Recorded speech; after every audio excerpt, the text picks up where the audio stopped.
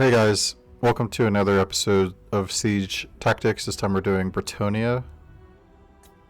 And we are going up against the same or similar army as the last one in the Skaven gameplay. We're going up against the dwarves. You can see we got a really elite army with a lot of Demigryph Knights. These are basically going to be the key, and we got a mage Lore of Life on a Pegasus, which is going to help us keep these guys alive.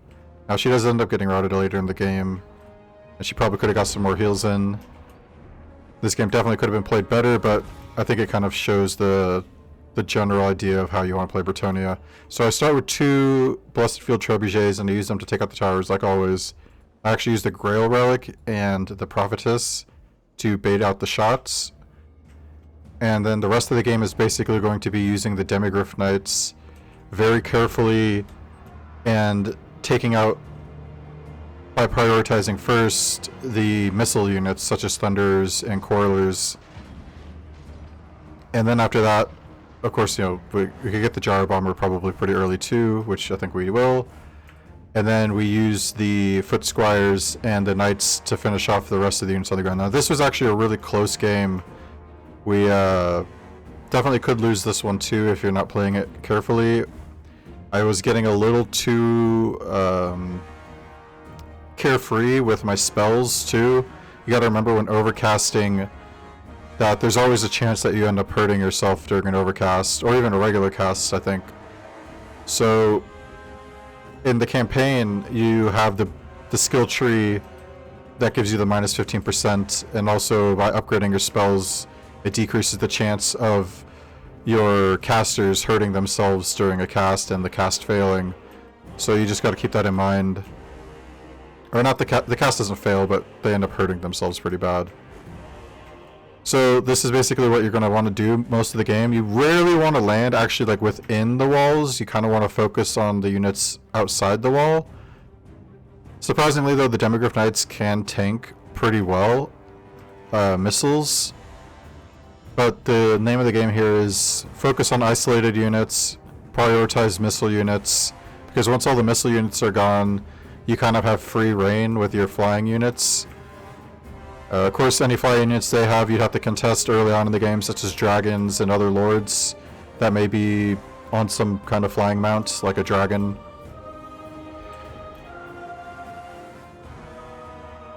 And I think I'll just let the rest of the gameplay sort of speak for itself, as this Siege Tactic episode is fairly straightforward, and it mostly involves just, again, isolating missile units and other units that kind of like roam away from the rest of the group.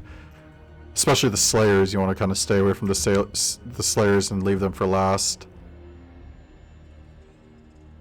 So I'm just going to kind of shut up and let the gameplay go on, since there's not really much to say here. But I'll follow this group around so you could see exactly the way that I play these, and like when I cast my heals and when I don't, and like how I prioritize them. I got really unlucky with the casting actually, which is why I made a note of it in the beginning. I think I got like 3 failed casts in a row, and it ended up routing my lord.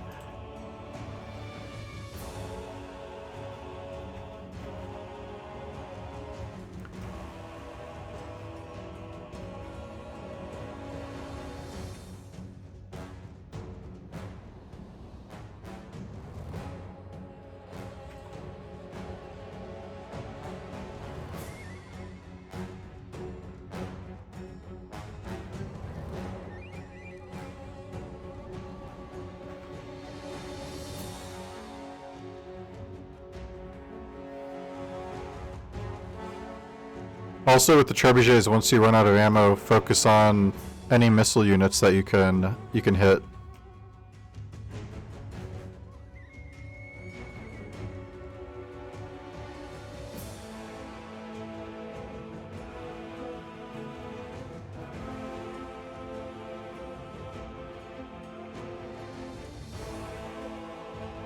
As you can see, our Lord is really hurt. She failed another cast. At this point, oh, and there she routes. At that point, it might be worth just using a safe cast on the Lord itself, such as a regrowth. I try to chase and get her back into the game, but she's gone. She had like -4 leadership at this point, and I couldn't get it to come back. That's what happens when you have a unit that routes that has a really fast mount or is naturally fast. They route off the battlefield very quickly. So I take this time to actually get my vigor back on my units, as since I don't have any more heals, I kind of want my units at top like fighting condition for the rest of this game, if possible, as these Demigryph Knights still have a lot of Dwarven steel to cut through, and so do these Foot Squires and Grail Guardians. That's what I brought. Now I usually bring Grail Guardians for my ground units over Knights of the Realm, simply because they have better melee stats. Specifically, their melee defense is very high. Also, their armor is higher. They are slower, which is like one of their downsides, but those two things in particular make them a very powerful unit for just like holding a position on the map and not letting like anything get through them, and then getting support from the Demigryph Knights. And of course they're fast enough to at least run away from normal chaff, but usually too slow but strong enough to win battles against lighter cav units. Really the only danger of lighter cav against the Grail Guardians is the fact that it stops them and you have to keep issuing them orders to run away, which gives time for the rest of the army to catch up, or for missiles to, you know, work on them a little bit.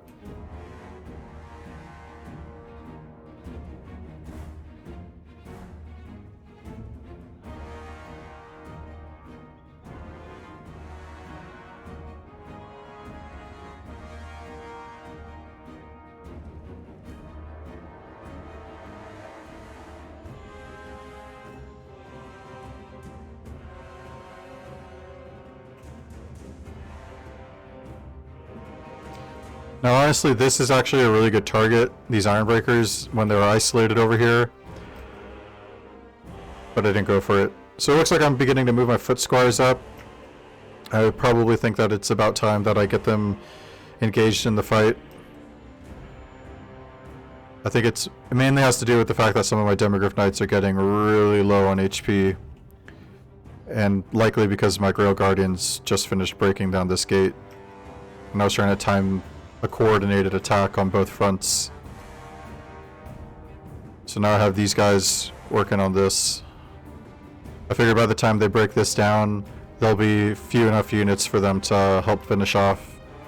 And bringing the Grail Relic is kind of optional, but it makes it, I don't know, it just makes these Foot Squires basically kind of like Slayers. They just stand there until they're dead and they don't rout.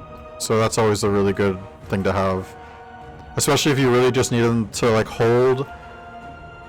I'm sure you've heard, if you play Total War, the hammer and anvil tactics.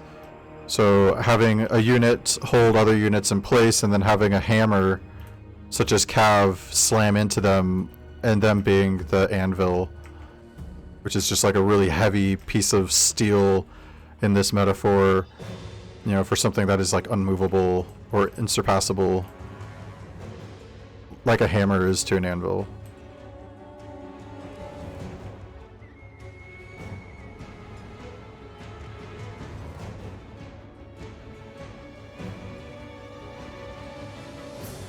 As you can see, this was a very long battle, as they tend to be. These units, or these games where you rely on flying units to take out pretty much an entire army, or even cavalry units that need a cycle charge multiple times. These battles tend to get fairly long, so make sure you have the right endurance going into it, or else you might exhaust yourself. So I would recommend here that you keep the Grail Relic mostly out of combat. It doesn't actually need to be fighting in the front line, but mine just like happened to like kind of like find itself in the front line, so I had to bring it back. Aside from that, it gets most of its health gone because of these Ironbreakers.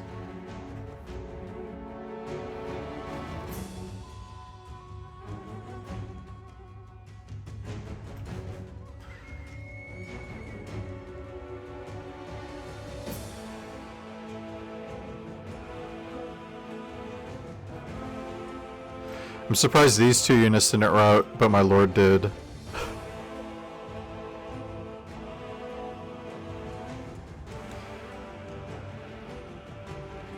I guess it's one unit, two models is the terminology in the Total War community, as far as I know. You call them units when you're discussing like a group, and then models when you're discussing the individuals within the group. I think it's or maybe it's a carryover from Warhammer because of the tabletop terminology.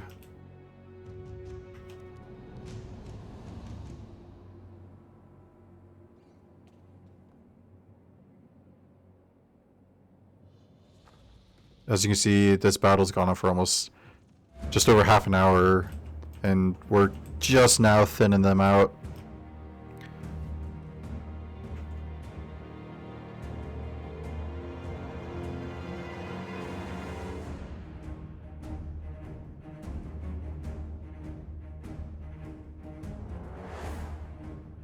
I'm pretty sure this battle goes on for close to 50 minutes. So maybe take a break halfway through. That way you don't slip up and make small mistakes. Because at this point, it's more about not letting your units completely die out or keeping them over 10% model count. That way you don't lose them after the battle. Because part of the Siege Tactics series is that it's supposed to be a meta strategy for the campaign. And one of the biggest strategies is not allowing your units to die in battle so that you can reuse them in the next battle. And so being cautious and careful with how long you keep your units in combat and how much damage they sustain is just something you need to stay cognizant of. You just got to keep it in your consciousness, your awareness. Cogent, right? Is that the word? Like stay cogent.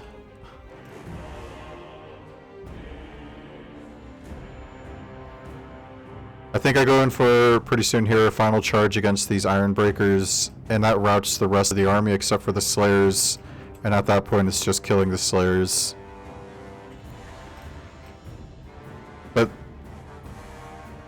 here, by trying to get all these really small units to rout off, it usually begins chain routes. So if you are able to focus on a couple of these very low model count or health units, you're likely to get a routing on other units that are at low morale, or leadership as it's referred to.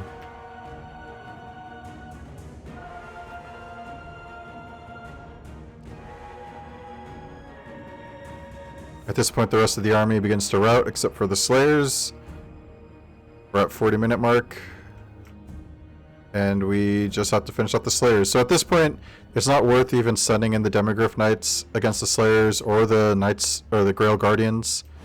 Just send in the Foot Squires, because the risk of losing more models for the next battle isn't worth it when it comes to your elite cavalry and flying cavalry units. So using your chaff units to finish off chaff units at an endgame like this, especially ones that are a counter to your elite units, is just a wiser idea. And this is basically the end of the battle. We achieved victory. It's definitely a Pyrrhic victory. We lost very, very many units, though not as many as the Dwarves lost. And of course now I remember why it was almost a 50-minute game, because there's actually a Slayer stuck right here in this corner, and I can't do anything about it. I can't kill him. I can't target him. So I have to capture the point and get the win that way. So I'll kind of just let the rest of the game play out. There's not really much more to say here. There isn't really a low tier or cheap army that the Bretonnia can use for siege. Obviously, I would recommend trebuchets, one or two of them, at least one to take out the two towers if possible, and just using siege equipment such as siege engines, the towers, the big towers that you put up against the walls, to scale the walls with your infantry until you get the demigryph units, or hippogriff knights. I'm sorry, I was calling them demigryph. Demigryph knights are the ones that are on the ground without wings, and then the hippogriffs are the ones flying. So I apologize for that. But as you can see, we got a pirate victory. Of course, Bretonnia against the dwarves when it comes to like life for life, like model for model. I mean, we deployed half their numbers, and we managed to like definitely punch upward. On the open battlefield, the only way that you would have won a battle like this is if you were willing to sacrifice all your foot squires and let them die, including the Grail relic, and then just basically run around with the Grail Guardians and the Royal Hippogriff Knights and just slowly cycle charge. Like, basically, you get as far away from the enemy army as you can, you draw them in, and then you find the isolated unit, and then you have the Hippogriff Knights kill the isolated unit while the Grail Guardians bait the rest of the army to chase them around the battlefield. Usually a strategy like that can win on an open battlefield against a force like this one, using a force like this one. And that's why I would consider a meta build. You could do just obviously like all Hippogriff Knights or something like that, and a couple like land units just so you don't get the penalty if you wanted to really just win a siege battle like this. But, you know, of course, the point of the Siege Tactics series is that it's a meta series of how to win siege victories and carry through those victories with a lot of momentum in the open world so that you can continue to win siege battles and claim more and more territory. So I hope you enjoy this series. More is to come, and like, subscribe, comment, follow me on Twitch. Links will be in the description for my socials. Love y'all. See you, YouTube.